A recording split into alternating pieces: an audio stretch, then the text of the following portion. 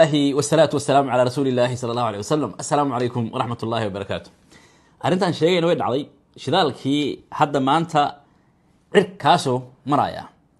sababta kantaan isdul taagi doonaa sidaas oo kale laba markab hadaad ogeed oo shalato ama xalay ay xuutiyiinta Sacuudiga ka celiyeen hadda waxay marayaan 6 ilaa 8 la isku haya markab almuhim Sacuudiga cunaqabateyntii si rasmi ay ugu dhacday waa isdul taagana faahfaahinta isida wax u dhaceen waxaan ku bilaabaynaa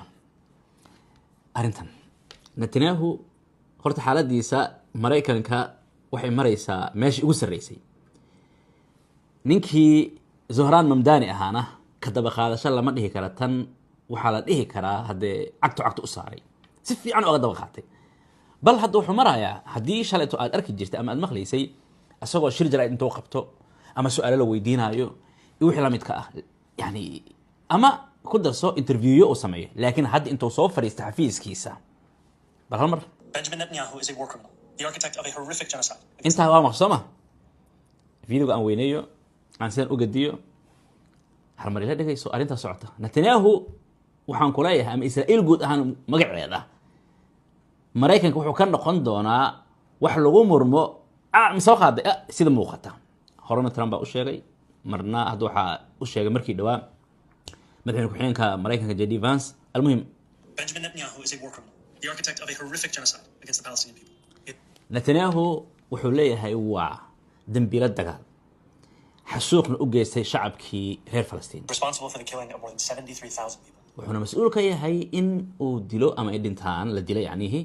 in ka badan 73,000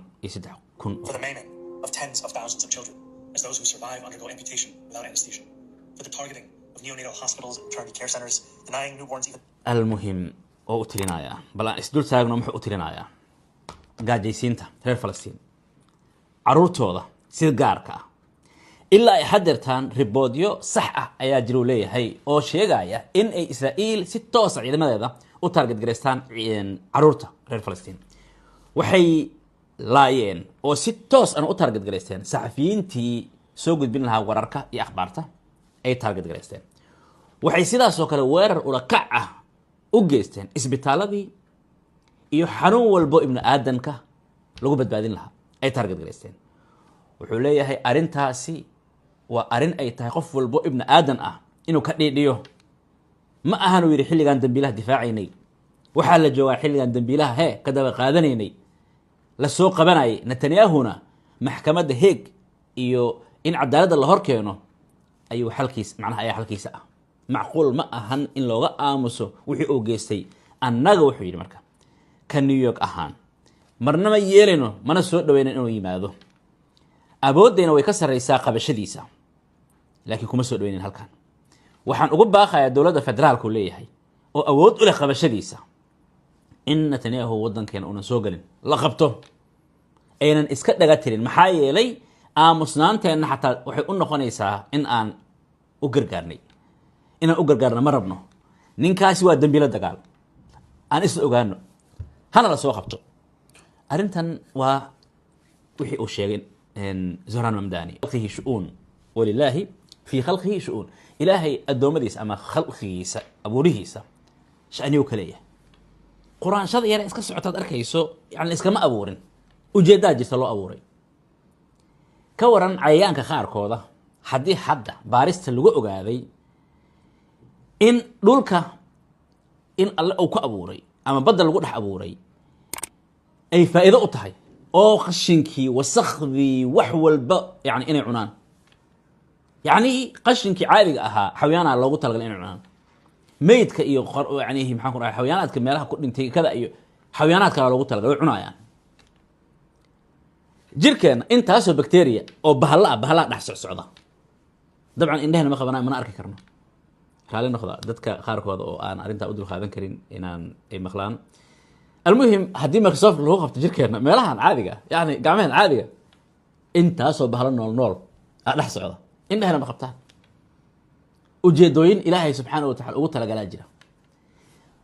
in Zohraan Mamdani oo muslim ah New York la keeno asoo meelaha ku dhashay oo reer yani yuwan in ahaan fila Soomaaliyan saasan filaya hadana khaldaneen isaxa fadlan المهم oo New York maxaan ku dhahay ka noqdo mayor ka noqdo cid ku fakaraysay isdhehaysay New York qof muslim ah ka noqonaya mayor ma jiro macquul ma ahan 10 sano 5 sano iyo wixii la midka ka hor intuu fariis iskama fariisanine nin maanta magaciisa laga baqo inuu inta miiska u soo fariisto oo ka daba qaato hadda kama hadlayno hal shir jaraa'id ila washi kama hadlayno waxaan ka hadlaynaa intaas oo olole inuu kiciyay almuhim arintan waxay keenaysaa dad badan inay ku dhiiradaan Netanyahu iyo Israa'iil alaaceentooda ama maxaan ku dhahay qabashadooda waxaan ula jeedaa in wax laga sheegi karo waxay dhiirigelinaysaa dhaqdhaqaaqyo badan oo jiray baqaayay ay dhiirigelinaysaa almuhim makula tahay mamdani meeshan yani uu ka noqday mayorka inuu iska noqon xigmad iyo almuhim wax macnaha ay ku jiraan mid kamid ah dadkii wax ka qoray arintan ayaa wuxuu yiri mar ra'iis ma dhihin uu yiri New York mayor ay yeelan doonto Israel wax ka sheegi doona ama Netanyahu wax ka sheegi doona mar ra'iis ma dhihin uu yiri not in 1000 years kun sana hataa isma dhihin oo dhici kartaa walillahi fi khalqihi shu'un bal u fiirso arintan Trump wuxuu taagan yahay wuxuu leeyahay Netanyahu will not be arrested in any way shape or form marna lagama yaabo Netanyahu in la xiro si walba ahaato in the United States of America Mareykankan in loo xiro lagama yaabo Trump baa wuxuu u gargaarayaa Netanyahu oo la dagaalamaya yani sida arinta looga hortagi lahaa abuurida bas arinta inuu mamdani abuuray naftirkeeda sheeka kale ah arinta yani almuhim falanqeyn kale u baahanta intaasan uga baxaya xuuthiinta iyo sacuudiga horta baraja la jooga hadda waxaan u badan tahay cidda qaninyada ka foqi doonta inay sacuudiga noqon doonto shalay miya misdaraad aan filayaa falanqeyaasha qaarkood waxay shaki gelinayeen xuuthiyiinta arinta inay dhaqan gelin karaan in kale inay ku dhaqan gelin karaan hadday markab weeraraanna arrin weerar dhacday sidaa darteed waxa laga in lagu goobto kada iyo wax la midka ah laakiin ayadoonan markabna ay weerarin ayaa horta shalayto laba arrin ay sameeyeen laba markabood sacuudiga usoo socotay horta way celiyeen intay la hadleen u goodiyeen waxay dhaheen buf waxaa ka kacay qaac korkiina haddaadan laaban number 1 waxay direen emailo shirkadii maraakiibta ay emailo ka safeen ho maxay emailada sheegayaan dhageysta haddaa isku soo martaan areadaasi aad imaataan waxaa idinku dhacaya inuu hantidiina ay burburto cid idin gargaaraysa oo naga kiin qabanaysana ma laha sidaa darteeda sacuudiga waxaa mamnuuc ka ah inaad soo gashaan ama ka baxdaan markabna kama bixi karo sacuudiga markabna ma soo geli karo baabul mandab iyo areadaas iyo no sacuudiga waa ka xaaraan soo ayagana ma cuno qabataynin anagana cuno qabataynin ilaa ay ka jujiyantaan taas way saarnaanaysaa haye bal wax ka dheh arrintii waxay keentay shidaalkii horta inuu buf cirkaa maanta marayo waxay ahayd 2 isbuuc ka hor 3 isbuuc ka hor almuhim waxaa jirta marka qaarkiisa haddaa inta soo gaartay walaalo waxaan la wadaagnaa fursadaha ganacsiga iyo maalgashiga iyo dhaqaale samaynta weliba